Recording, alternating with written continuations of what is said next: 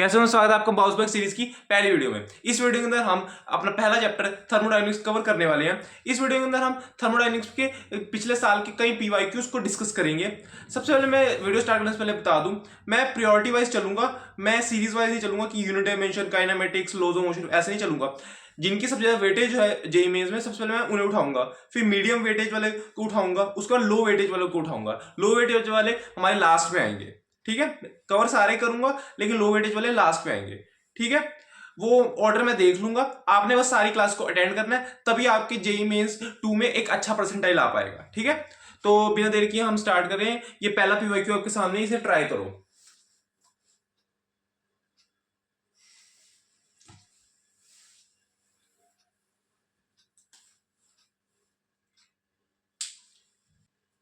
देखो क्वेश्चन क्या आ गया है। Source supplies heat to the system at rate of 1000 watt if the system performs work at rate of 2200 watt, the rate at which internal energy of the system increases। देखो देखो हमारे पास ध्यान से देखो, इन्होंने इन्होंने जूल की बात नहीं करी, इन्होंने रेट यानी विद रिस्पेक्ट टू टाइम। हम पावर लिखते हैं ना, पावर कैसे लिखते हैं, D W by D T. इन्होंने पावर की यूनिट्स दी हैं, है ना, पावर की यूनिट्स दी हैं। इसका मतलब हमें इसे कहीं ना कहीं पावर का नोट करना है। हमारा फर्स्ट लॉ ऑफ थर्मोडायनेमिक्स क्या कहता है? फर्स्ट लॉ हमारा क्या कहता है? फर्स्ट लॉ कहता है delta Q is equals to delta U plus W. ये कहता है। एक काम करो, हम इसे डिफरेंशियल फॉर्म में लिखते हैं। हम इसे डिफरेंशियल फॉर्म में लिखे और विद रिस्पेक्ट टू टाइम इसको डिफरेंशिएट कर रहे हैं, ठीक है। du बाई डी टी और ये भी dw बाई डी टी। बात समझे? अच्छा, अब हमसे क्या पूछा गया? हमसे पूछा गया internal energies of the system, ठीक है। देखो और नहीं एक मिनट, हाँ, rate at which internal energy increases, ठीक है ना। तो यहाँ पे हमारे पास इंटरनल एनर्जी कौन सी है? ये वाली। तो ये हो जाएगा du by D T equals dq by D T minus dw by D T. बात समझे? अच्छा, dq बाय dt कितना है? dq बाय dt कितना है? ये है हमारा 1000 माइनस 200, 800 वॉट आंसर आ गया। कौन सा ऑप्शन है? डी ऑप्शन हमारा है। आसान सा सवाल था, पहला क्वेश्चन आसान में रखा, इसे नोट कर लो। अगला क्वेश्चन आपके सामने एक बार से ट्राई करो।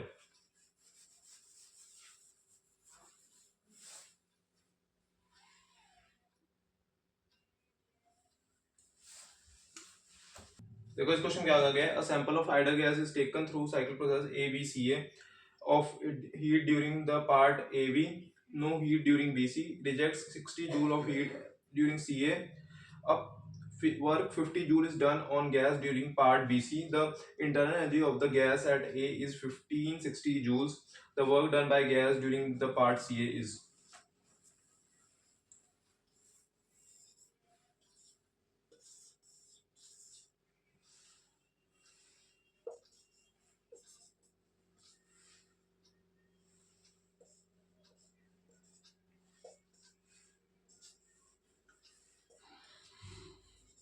अब समझो, तुम्हें ना साइक्लिक प्रोसेस की प्रॉपर्टी पता होनी चाहिए, चाहे इसकी आगे समेशन लिख लो। इसमें इस साइक्लिक प्रोसेस में जितने प्रोसेसेस इन्वॉल्व हैं, ये बीसी, ए बी, ए सी, अगर यहाँ पे 5 होते, 10 होते, जितने मर्जी होते, उनके सबके डेल्टा यू का सम वो 0 होता है। क्यों? ये भी समझ लो, क्योंकि देखो हम साइक्लिक प्रोसेस में जहां से शुरू करते हैं, करते चाहे हम उसमें कितने भी प्रोसेस यूज करें, लास्ट में हम सेम पोजीशन पे आ जाते हैं। और हमारे पास डेल्टा यू किस पे डिपेंड करता है? इनिशियल और फाइनल स्टेट पे। अब यहाँ पे इनिशियल और फाइनल स्टेट सेम है, इसका मतलब डेल्टा यू सबका 0 हो जाएगा। समझे? ठीक है। अच्छा, अब यहाँ पे अगर मैं लिखूं, अगर लिखूं डेल्टा क्यू, अच्छा ये सिर्फ ना साइक्लिक प्रोसेस के लिए एप्लीकेबल है, हर जगह मतलब अप्लाई कर देना, ठीक है। Delta Q is equal to W plus delta U इस चीज से ये वाली यहाँ पे वैल्यू को अगर मैं यहाँ पे मैं समेशन अप्लाई कर दूं तो हमारे पास delta U summation delta U की वैल्यू यहाँ रख दो, ये बन जाएगी delta Q minus summation W is equal to zero, summation delta Q is equal to summation W. तो यहाँ पे डेल्टा क्यू का समेशन क्या आएगा, डेल्टा क्यू सबसे पहले लिख लेते हैं हम ए बी, उसके बाद लिख लेते हैं किसका, तो सी ए लिख लेते हैं, ये देखो इधर जा रहा है ना, तो ये बन जाएगा डेल्टा क्यू सी ए, उसके बाद क्या लिखा जाएगा डेल्टा क्यू ठीक है बी सी, ठीक है ना, A B B C C A, ठीक है, इज इक्वल्स टू अब डब्ल्यू का लिख लो, W A B W C A plus W B C, बात समझे। अच्छा अब डेल्टा क्यू ए बी वाले प्रोसेस में मेरे ख्याल दे रखा है, ए बी वाले प्रोसेस में कहा गया है it absorb 40 joules of heat during the part A B. अब यहाँ पे साइन कन्वेंशंस की बात आती है, अब समझो ए बी वाले प्रोसेस में एब्जॉर्ब्स हीट, ये एब्जॉर्ब कर रहे हैं, जब हीट एब्जॉर्ब होती है, जब हीट हमारे पास आती है, जब हम लेते हैं हीट तो हमारे पास वो पॉजिटिव होती है, तो यहां पे ये वाली जो चीज बनेगी ये आएगी पॉजिटिव प्लस 40। अब सीए की बात करते हैं, सीए में क्या बात करिए, सीए में रिजेक्ट 60 जूल ऑफ हीट। अब हीट जा रही है, हमारे पास से हीट जा रही है, इसका मतलब ये चीज नेगेटिव आएगी, कितनी 60। अब बीसी की बात करते हैं, बीसी का कुछ क्या रखा है इन्होंने, a work 50 joule is done on gas during the part BC। ठीक है चलो BC का देखते हैं क्या करते हैं, इन्होंने 40 इट ऑब्जर्व 40 जूल ऑफ, एक काम करते हैं इन प्रोसेस के लिख ही लेते हैं ए बी बी सी, ऐसा छोटा सा टेबल बना लिया करो ऐसे क्वेश्चनों में।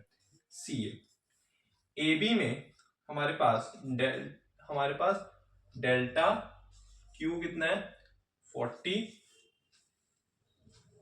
ये सीए का था ये सीए का ही था, ये मेरे ख्याल सीए का था, हाँ सीए का ही था। No heat in BC, okay no heat in BC मैंने देखा नहीं, ये लिखा हुआ है no heat in during BC, ये चीज जीरो है, फिर भी लिख सकते हैं बीसी के लिए delta Q is equal to zero, delta Q is equal to -60, CA के लिए हमारा -60 reject 60 joule of heat during CA, ठीक है। अच्छा अब ये चीज तो होगी, यानी ये जीरो हो गया। अब वर्क ए बी क्या आएगा, वर्क ए बी दे रखा है, the internal energy work of 50 joule is done during the BC के द्वारा वर्क कितना हो रहा है, BC में कितना वर्क हो रहा है 50 जूल्स। अच्छा अब समझो, अब यहां से मुझे AB का वर्क भी दिख रहा है, कैसे देखो ना, यहां पे वॉल्यूम कांस्टेंट है, हमारा वर्क का फॉर्मूला होता है PdV है, PdV या लिखो P डेल्टा V जो भी है तुम्हें जिस फॉर्म में लिखना है, बस इससे ये पता चल रहा है कि डेल्टा V हमारा जीरो है, फाइनल और इनिशियल वॉल्यूम सेम है, इसका मतलब वर्क जीरो आ गया, इसका मतलब हमारे पास AB का जो वर्क है वो क्या है जीरो, यहां से मुझे वर्क ऑफ CA मिल जाएगा, बिल्कुल मिल जाएगा, तो ये बन जाएगा, ये कितना बनेगा वर्क ऑफ CA -20 और ये इधर जाएगा, ये -70 हो जाएगा, शायद -70, कोई गड़बड़ हुई है क्या, एक मिनट कैलकुलेशन चेक कर लेते हैं, मेरे हिसाब से सही होना चाहिए। 60 joule 48 absorb 40 and rejects 60 joule, ठीक है, work is done at 50, done on gas during okay okay okay ठीक है ठीक है ठीक है सॉरी सॉरी सॉरी हमारे पास सुनो सुनो सुनो यहाँ पे नेगेटिव आएगा क्यों आएगा नेगेटिव ये सुनो अब इन्होंने कहा गया है कि work of 50 joule is done on gas during part BC. इसमें लैंग्वेज का थोड़ा है, लैंग्वेज अच्छे से पढ़नी पड़ती है क्योंकि ऑन वर्क हो रहा है नहीं हो रहा मतलब वो सब ध्यान रखना पड़ेगा तभी साइन कन्वेंशन सही आएंगी। देखो मेरे से भी थोड़ी सी ऐसी गलती होगी, इन साइन कन्वेंशन का ध्यान रखना पड़ता है। अब यहाँ पे इन्होंने कहा गया वर्क डन ऑन गैस। जब गैस के ऊपर हम वर्क करते हैं तो नेगेटिव ही आता है ना, है?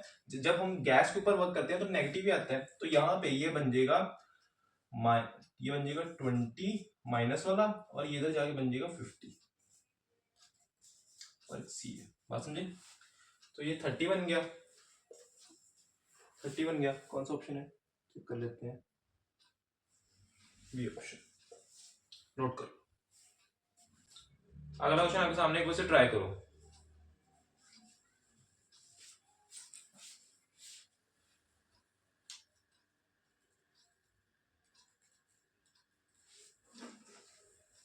देखो इस क्वेश्चन क्या आ गया है, 1 mole of ideal gas expand adiabatically from an initial state Ta V0 to final state Tf 5 V0.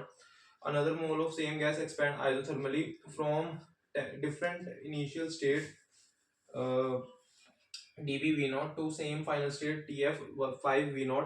The ratio of the specific heat at constant pressure, constant volume of this ideal gas is gamma. Okay. What is ratio of TA by TV? ठीक है, देखो advance 2023 का सवाल है, advance देख के डरना मत, बहुत आसान सवाल है। देखो हमें कहा गया कि पहली जो हमारे पास ideal gas expand adiabatically from an initial state TA V0 से लेके TA V0 से लेके हमारे पास कहां से कहां तक जा रही है, TF 5 V0। समझे? अच्छा समझो, हमारे पास ये मैंने वैसे ही बनाया, ये मैंने ग्राफ नहीं बनाया, मैंने वैसे बताया कि यहाँ से लेके यहाँ तक कैसे जा रही है, ये फाइनल है और ये इनिशियल है। तो देखो जब हमारे पास एडियाबैटिक प्रोसेस का फॉर्मूला हमारे पास इक्वेशन कैसे बनती है, P V gamma is equals to constant. लेकिन यहाँ पे तो पी की कोई बात ही नहीं कर रखी, हमें तो टेम्परेचर और वॉल्यूम के टर्म्स में चाहिए, तो कोई कन्वर्ट कर लेते हैं। इसको लिख सकता हूँ मैं nRT by V, nRT by V, V gamma is equals to constant. अब ये दोनों चीजें भी कांस्टेंट है, इधर से चली जाएंगी तो हमारे पास रह जाएगा T V gamma minus 1 is equals to constant, ये भी कांस्टेंट ही बनेगा।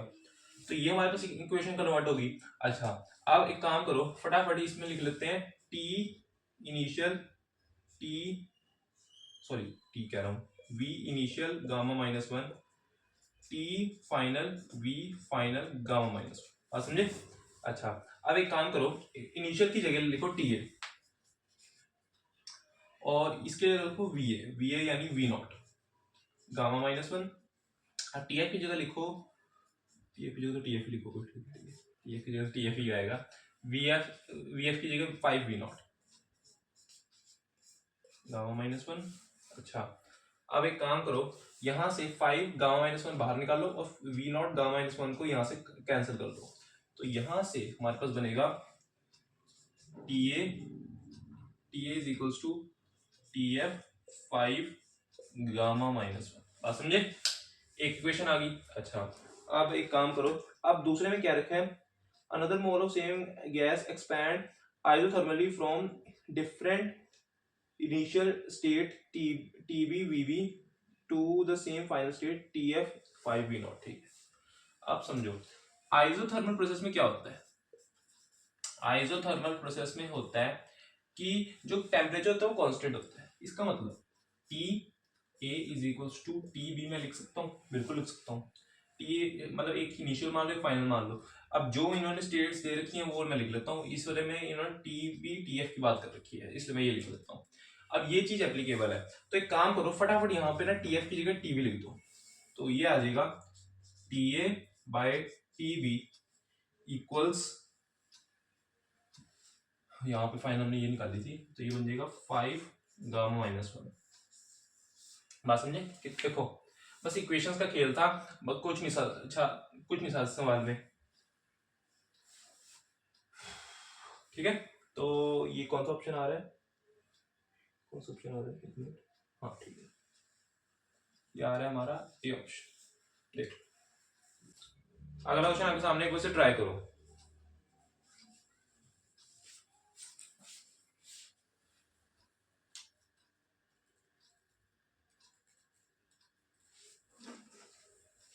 देखो देखो इस क्वेश्चन क्या कहा गया है।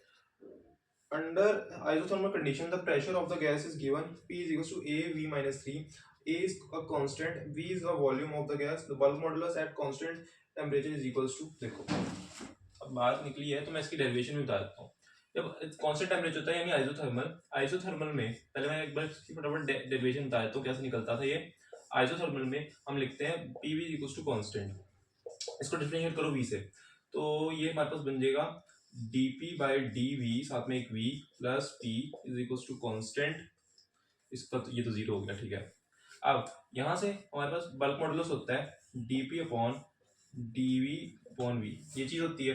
अच्छा अब एक काम करो, ये साथ में एक dv है, हाँ dv है ये तो ये चीज बन जाएगी dp, ये माइनस होता है, ये बल्क मॉडुलस होता है, ठीक है, ये चीज होती है।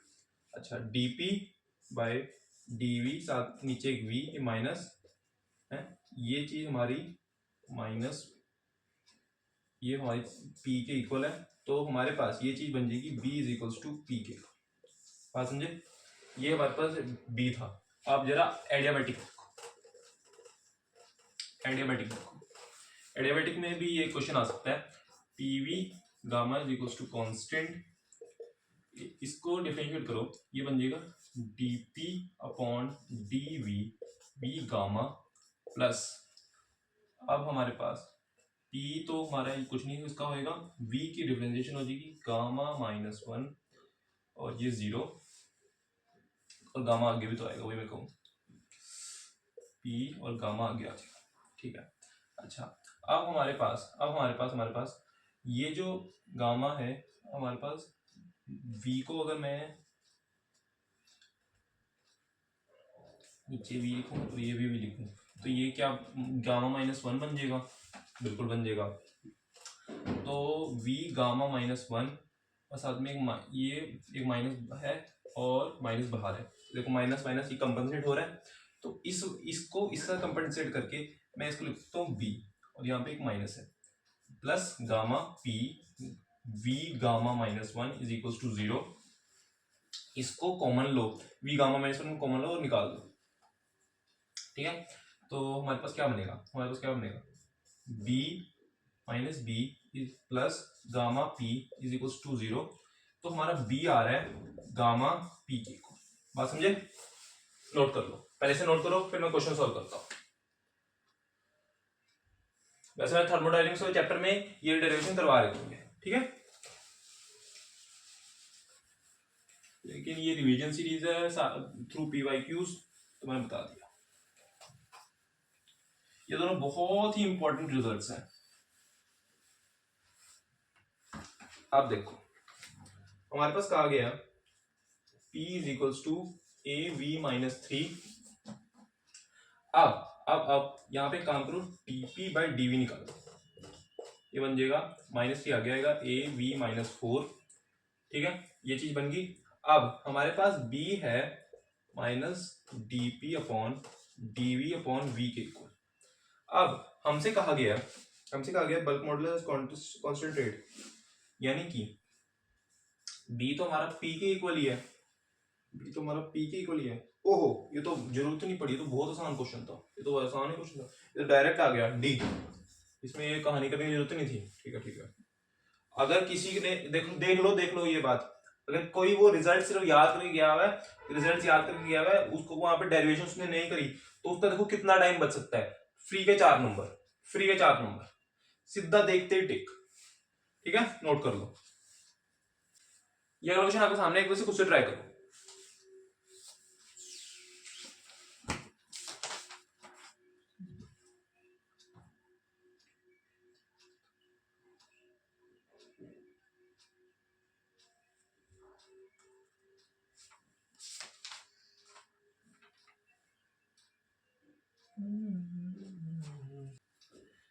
ये क्वेश्चन मैंने सिर्फ इसलिए करा है कि भाई इसमें फॉर्मूला जो है वो थोड़ा सा ना अटपटा सा क्वेश्चन है, मतलब अटपटा फॉर्मूला होता है, इसमें ना कैलकुलेशन थोड़ी अटपटी हो जाती है, वो क्या सॉल्व होती है मैंने वो बतानी है सिर्फ। इसमें ये कोई इतना भारी सवाल नहीं है, ये सिर्फ फॉर्मूला बेस्ड सवाल है।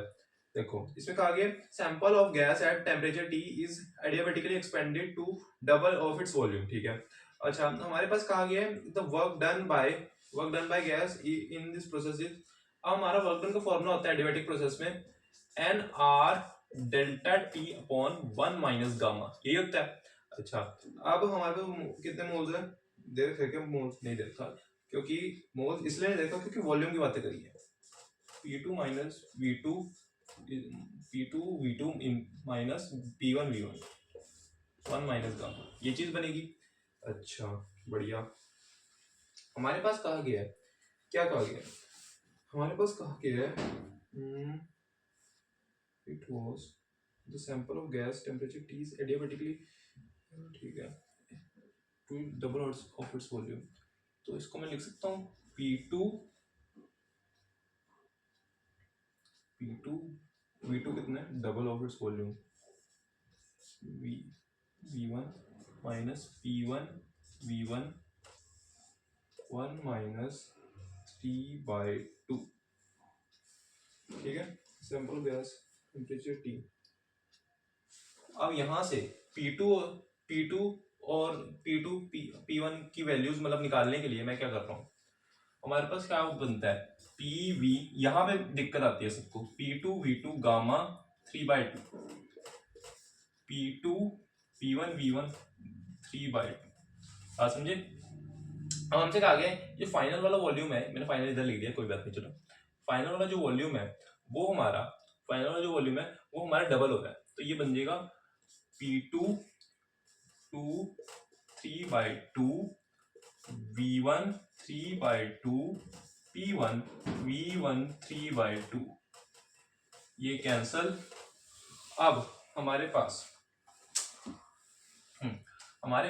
P2 आ जाएगा P1 2 माइनस 3/2, इधर मैं ले आया रेसिप्रोकल करके, है इधर गया रेसिप्रोकल तो मैंने ऊपर कर दिया, ठीक है। तो अब यहाँ पे P2 की वैल्यू रखते हैं, ठीक है। तो ये क्या बनेगा, ऐसी कोई वैल्यू दे रखी है, पहले चेक कर लेते हैं, चलो कोई नहीं, देखते हैं, हमारे पास कुछ ना कुछ तो बनेगा ही। अब हमारे पास ये बन जाएगा 2 P1 P2 किसके इक्वल है P1 इंटू 2 माइनस 3/2। अच्छा ये 2 3/2 को क्या लिख सकते हैं, एक काम करो मैं इसकी कैलकुलेशन दिखाता हूँ कैसे करते हैं। 1/2 अंदर में जो 3 को बाहर ही रहने दो, ये बन गया √2, और √2 का क्यूब कितना होता है 2√2, तो इसको मैं 2√2 लिख सकता हूँ, बिल्कुल लिख सकता हूँ। तो इसको लिखो P1, साथ में एक V1 भी है क्या, हाँ V1 भी है, P1 V1। अब एक काम करो P1 V1 को ये बन जाएगा -1/2। अब एक काम करो, यहाँ पे मैं कैलकुलेशन कर रहा हूँ, ये P1 V1 को कॉमन निकालो, P1 V1 को मैंने कॉमन निकाला तो ये बन रहा है, अब देखो ये 2 साथ में है और ये 2√2 है, 2√2 लेकिन कौन सा रेसिप्रोकल वाला, 2 इंटू 1/2√2 माइनस 1, ये हमारे पास ब्रैकेट में है, और ये बन गया -1/2, 2 और 2 कैंसल। इसको एक काम करो √2 को इधर लेके जाओ, ये बन जाएगा 1 माइनस √2, साथ में √2 नीचे आ जाएगा, √2 इंटू 1/2 और माइनस P1 V1, ठीक है, बात समझे, माइनस को अंदर भेजो, ये बन जाएगा, कहाँ पे कैलकुलेशन करूँ, ये तो जगह ही कम पड़ दी है, चलो कोई नहीं, यहाँ पे दिखा देता हूँ, माइनस अंदर भेजा P1 V1 √2 माइनस 1, इसको सॉल्व किया, ये √2 ऊपर आ गया, देखो ये √2 से यहाँ पे √2 कट जाएगा, उससे √2 रह जाएगा, लेकिन ये रेसिप्रोकल में है तो ये ऊपर आ जाएगा, तो ये बन जाएगा P1 V1 और √2 अंदर गया, ये बन गया 2 माइनस √2। अब ऐसा कोई ऑप्शन दिख रहा है, अभी मैंने पूरा नहीं बताया, बता रहा हूँ। अब इन्होंने क्या मोल्स की बातें करी हैं, एक बार चेक कर लो, मोल्स की बातें करी हैं, सैंपल हो गया, इन्होंने मोल्स की बातें नहीं करी, इन्होंने मोल्स की बातें नहीं करी, इन्होंने मोल्स की बातें नहीं करी। तो फिर एक काम करते हैं, मोल्स को हम 1 ही ले लेते हैं। नहीं नहीं, करी है सैंपल, सैंपल की बातें करी हैं इन्होंने। देखो ये भी तरीका है हमारे पास 1 मोल लिखने का।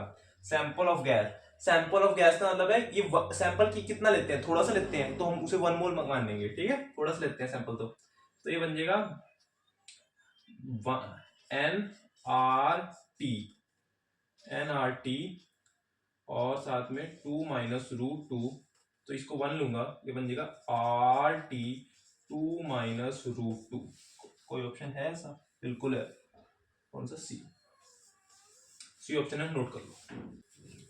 ये वाला क्वेश्चन आपके सामने, एक बार से ट्राई करो।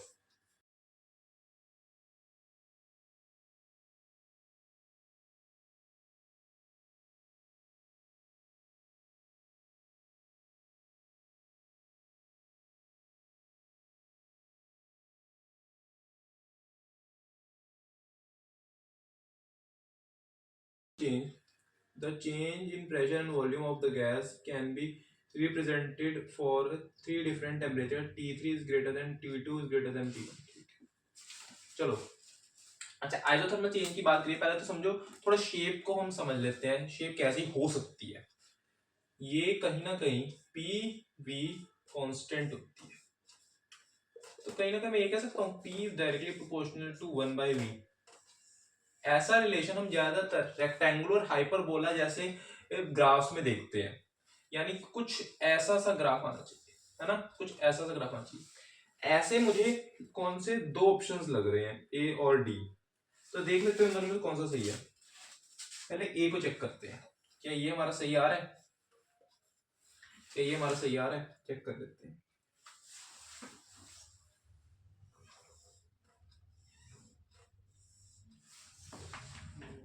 T3, ये वाला T3 है, ये T2 है और ये बाहर वाला T1 है, T वर्सेस V, ठीक है। अब एक काम करते हैं, ऐसे एक स्ट्रेट लाइन खींचते हैं, एक स्ट्रेट लाइन खींचते हैं। इन ऐसे जब हमारे पास दे रखा होता है, ये ऑर्डर क्या दे रखा है, T3, हाँ ठीक है, T3 is greater then T2 is greater then T1, बात समझे। अच्छा, अब ये जब ऐसे रिलेशन दे रखे हैं और कोई ग्राफ हमें सजेस्ट करना होता है, तो उसका तरीका ये होता है, एक ना हॉरिजॉन्टल लाइन खींचो, ठीक है। अब ये इसको V1 कह देता हूं, इसको V2 कह देता हूं, इसको V3 कह देता हूं। अगर रिलेशन है T3 is greater then T2 is greater then T1 है, और हमारे पास एक कांस्टेंट प्रेशर पे, हमारे पास रिलेशन क्या होता है, PV is equals to NRT। अगर प्रेशर कांस्टेंट है तो V directly proportional to T हो गया, इसका मतलब जैसा जैसा रिलेशन T का होएगा वैसा रिलेशन V का भी होएगा। इसका मतलब हमारे पास ये बन जाएगा V3 is greater than V2 is greater then V1 है। लेकिन मुझे यहां दिख रहा है कि V1 ज्यादा है। इसका मतलब V3, ये यहाँ पे उल्टा रिलेशन चल रहा है, ध्यान से देखो, है ना। हमारा रिलेशन ये बनना चाहिए था, लेकिन बन ये रहा है, हमारा बन रहा है V1 is greater than V2 is greater than V3। ये चीज गलत है, क्योंकि हमारा V is directly proportional to T आना चाहिए इसका, और ये वाला हमारा सही है, ये वाला गलत है। इसका मतलब ये वाला आंसर हमारा गलत है। वैसे तो D आंसर आ गया, लेकिन फिर भी एक बार चेक कर लेते हैं, इसी में ग्राफ्स को जोड़ लेते हैं, कोई नहीं, ठीक है। तो P वर्सेस V, ये कौन सा है, T1 T2 T3, वैसे आंसर आ चुका है, फिर भी हम एक बार चेक कर लेते हैं। ये मैंने हॉरिजॉन्टल लाइन खींची, ये हमारा V3 है, ये V2 है, ये V1 है। V3 is greater than V2 is greater then V1, यहाँ पे साफ दिख रहा है, तो यही हमारा सही ऑप्शन है। तो कौन सा ऑप्शन सही आ रहा है, डी ऑप्शन हमारा सही आ रहा है। ऐसे क्वेश्चन को सॉल्व करने का यही तरीका है, ठीक है। ये अगला क्वेश्चन आपके सामने, एक बार से ट्राई करो।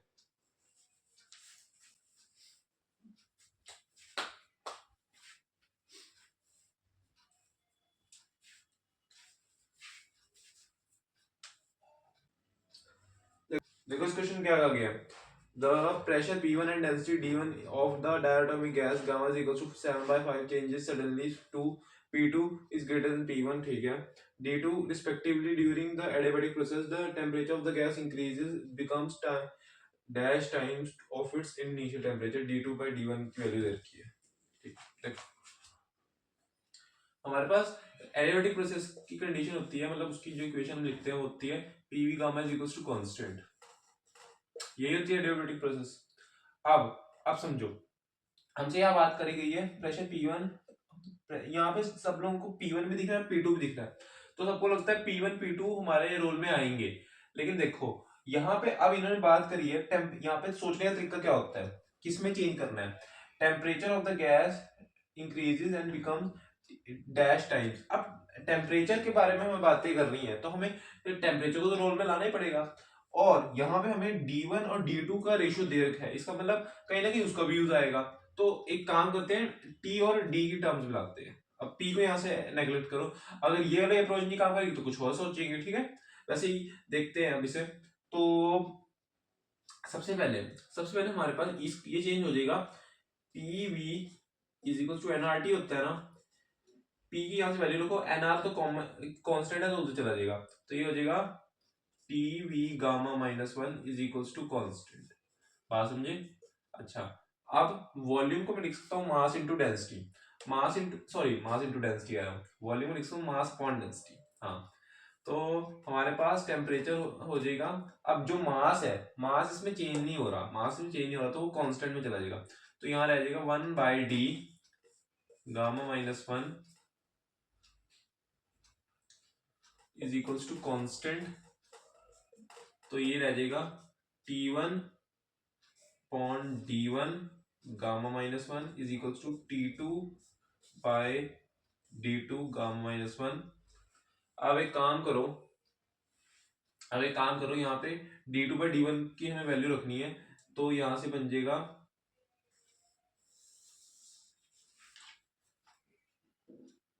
D2 को इधर लेके आऊंगा, T2 इधर जाएगा, ठीक है. T2 bye T1 equals D2 bye D1 और गामा माइनस 1 हो जाएगा. गामा की वैल्यू कितनी है 7/5, 7/5 माइनस 1 ये हो जाएगा 2/5. D2 बाय D1 कितना दे रखा है 32. अब 32 में इसको सॉल्व कैसे करते हैं, 1/5 अंदर लो, 2 को बाहर ले लो, तो यहां से 32 1/5. अब बताओ ये चीज हम कैसे सॉल्व करेंगे, हैं? ये चीज हम कैसे सॉल्व कर सकते हैं, ये चीज हम सॉल्व कर सकते हैं. ये हो जाएगा हमारा 2 के इक्वल और ऊपर स्क्वायर भी लगा हुआ है. क्यों समझो, 2 into 2 into 2 into 2 5 time multiply करने पे 32 देता है, और 1/5 मैंने उसकी पावर रख दी तो ये 2 बन गया. ऊपर स्क्वायर है तो 2 का स्क्वायर 4 होता है. T2 by T1, T2 is equal to 4T1. यही पूछा था कि कितने टाइम्स है, यानी कि हमारा आंसर आ रहा है 4. ठीक है, आंसर है 4, नोट कर लो. अगला क्वेश्चन आगे सामने एक बार से ट्राई करो.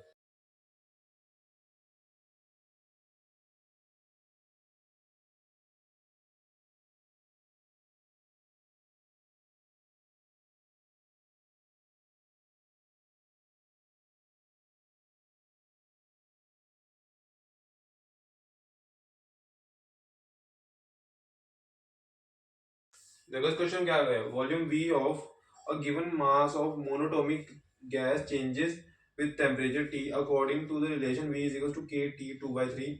Work done when the temperature changes by 90 K will be XR. Find the value of X. ठीक है, the value of X is T. देखो ये पॉलिट्रोपिक प्रोसेस का क्वेश्चन है. हमारे पास कहा गया V is equals to KT 2/3. इसको लिख लेते हैं -2/3 इक्वल्स टू K. ये रिलेशन है. अब तुम्हारी मर्जी है तुम क्या करना चाहते हो. हमारे पास पॉलिट्रोपिक प्रोसेस में होता है PVX is equals to constant. जब मैं इसको VT में चेंज करूंगा तो V तो पहले से है यहाँ पे, इसका मतलब मुझे T में चेंज करना पड़ेगा, है. तो मैं इसको लिख सकता हूँ, P को मैं लिख सकता हूँ T अपॉन V यानी VX-1, ये लिख सकता हूँ. तो ये कांस्टेंट हो गया. लेकिन अभी देखो ध्यान से, ये अभी इसके इक्वल नहीं आया है, मतलब ये इसके इस वाली फॉर्म में नहीं लग रहा। तो एक काम करते हैं, या तो इसको चेंज कर लो या इसको चेंज कर लो है। एक काम करते हैं, हम इसको ही चेंज कर लेते हैं, ठीक है, इसको ही चेंज कर लेते हैं, इसको इस फॉर्म में लेके आते हैं। तो एक काम करो, यहाँ पे हम दोनों तरफ किससे डिवाइड, क्या पावर लगाएंगे, हम लगा देते हैं माइनस, ये हमारे पास -3/2, यहाँ पे -3/2, लेकिन हमारे पास यहाँ पे कोई पावर लगाओ, कांस्टेंट तो कांस्टेंट ही रहेगा, तो ये आ जाएगा TV -3/2। क्या बात क्लियर है? ये देख लेते हैं एक बार, सही चीज है ना? हाँ मेरे ख्याल सही है सब कुछ। तो देखो अब x -1 इक्वल्स टू -3/2 हो गया, तो x की वैल्यू निकालो, क्या बनेगी, x की वैल्यू बन जाएगी 1 -3/2, यानी x की वैल्यू -1/2 बन रही है, ठीक है, x की वैल्यू -1/2 बन रही है। अब वर्क डन पूछा है, इसमें जो वर्क डन का फॉर्मूला होता है वो हमारे पास किसकी तरह होता है, एडियाबैटिक प्रोसेस की तरह, जहां पे तुम गामा लिखते हो ना हमारे पास x आ जाएगा, nr delta t upon 1 - x, ठीक है। अब एक काम करो फटाफट, यहाँ पे देखो, यहाँ पे अगर ना जब, अब यहाँ पे वैसे तो इन्होंने बात नहीं कर रखी कि मोल्स की बात नहीं कर रखी, तो हम जब नहीं कर रखी तो हम इसे 1 ही ले लेते हैं। तो ना R और कितने का चेंज आ रहा है, 90K का, 1 माइनस ये हो जाएगा -1/2, तो ये आ जाएगा 90, ये बन जाएगा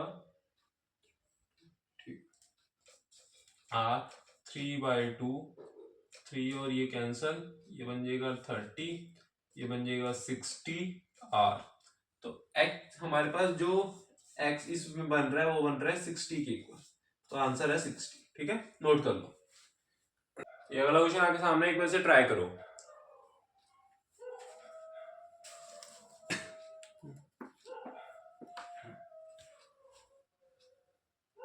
क्वेश्चन क्या आ गया, 1 mole of ideal gas passes through process where the pressure volume obey the relation this जो भी है, P0 V0 are constant, calculate the change in the temperature of the gas if the volume changes V0 to 2V0, ठीक है। देखो simple है, हमारे पास एक relation दे रखा है P इज इक्वल टू, फटाफट रिलेशन देख लेते हैं क्या चीज है, P is equal to P0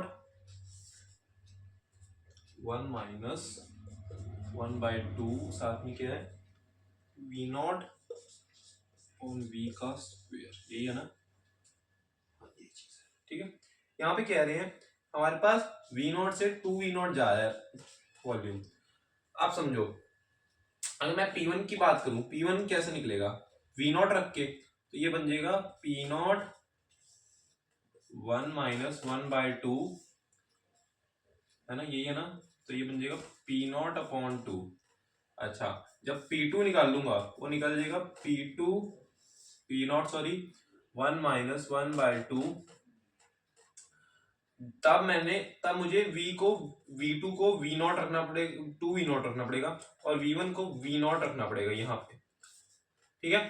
तो यहाँ पे जब मैंने 2V0 रखा, यहाँ पे 2V0 रखो V की जगह, तो ये आ जाएगा 1/2। 1/2 का स्क्वायर कितना होता है, 1/4, 1/4 इंटू 2 1/8, ये हो जाएगा 1/8, ठीक है, 1/8 के इक्वल, तो ये बन जाएगा 7/8 P0 के इक्वल। बात समझे? अब हमसे पूछा गया है कि T2 माइनस T1 की वैल्यू, यानी delta T, change in temperature. अच्छा, अब इसको मैं लिख सकता हूँ, इसको मैं क्या लिख सकता हूँ, इसको किस फॉर्म में दे रखे हैं, क्या मोल्स की बातें करिए, मोल्स की बातें करिए, तो देखो हम लिख सकते हैं PV is equals to NRT। तो T को कैसे लिख सकते हैं, T को लिख सकते हैं PV अपॉन NR, लेकिन N तो 1 है, तो PV अपॉन R लिख दो, तो यहां से ये लिखा जाएगा P2 V2 upon R, P1 V1 upon R। क्या इतनी बात क्लियर है? अच्छा, अब P2 की वैल्यू कितनी है, P2 वैल्यू 7/8, 7/8। अगर वॉल्यूम कम हो रहा है तो ठीक है, चलो अगर नेगेटिव आएगा तो हम उल्टा ले लेंगे, और क्या नाम है, ये हमारे पास 7/8 P0 वी ये हो जाएगा 2v0, क्योंकि लग रहा है नेगेटिव आएगा, p0 के साथ में नीचे एक r है, p0 into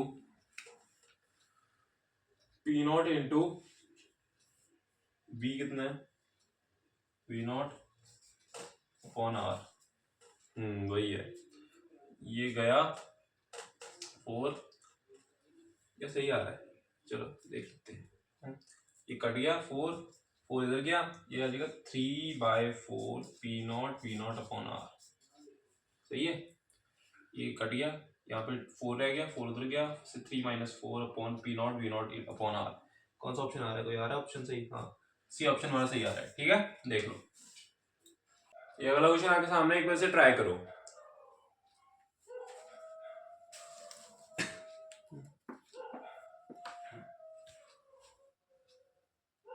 Again, n moles of ideal gas with constant volume, heat capacity Cv undergo an isobaric expansion by certain volume, ठीक है। The ratio of the work done in the process and the heat supplied is, आसान question है, देखो work done upon delta Q का ratio बताना है।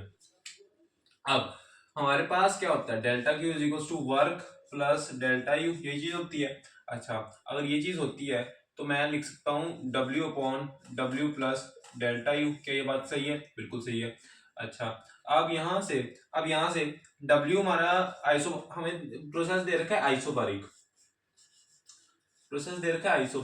है। Isobaric में प्रेशर होता है कांस्टेंट, तो ये हो जाएगा एन आर डेल्टा टी, और ये चीज है, ये डेल्टा यू होएगा सी वी डेल्टा टी के इक्वल, बात समझे। तो ये सारे फॉर्मूलाज मैंने ना जब थर्मोडायनेमिक्स का चैप्टर पढ़ाया था तब मैंने सारे फॉर्मूलाज बता रखे हैं, ठीक है। तो ये हम सिर्फ क्वेश्चन प्रैक्टिस कर रहे हैं, क्वेश्चन के थ्रू चीजें रिवाइज कर रहे हैं। अब मैं ज्यादा डीप में कॉन्सेप्ट्स के नहीं जाऊंगा, मैं सिर्फ चीजें रिवाइज करवा रहा हूँ, और कॉन्सेप्ट कैसे सोचना होता है पीवाईक्यूज में, या फिर मतलब क्वेश्चन में कैसे सोचना होता है वो मैं बता रहा हूँ, ठीक है। तो ये हो जाएगा N R delta T upon C V delta T plus N R delta T cancel, बात समझे। अच्छा, N R upon C V plus N R, क्या बात क्लियर है, अच्छा, अब देखो ये तो चलो हमारा ऑप्शन शायद मैच कर देगा, कौन सा ऑप्शन है, हाँ ठीक है, ये हमारा ए ऑप्शन सही है, ठीक है।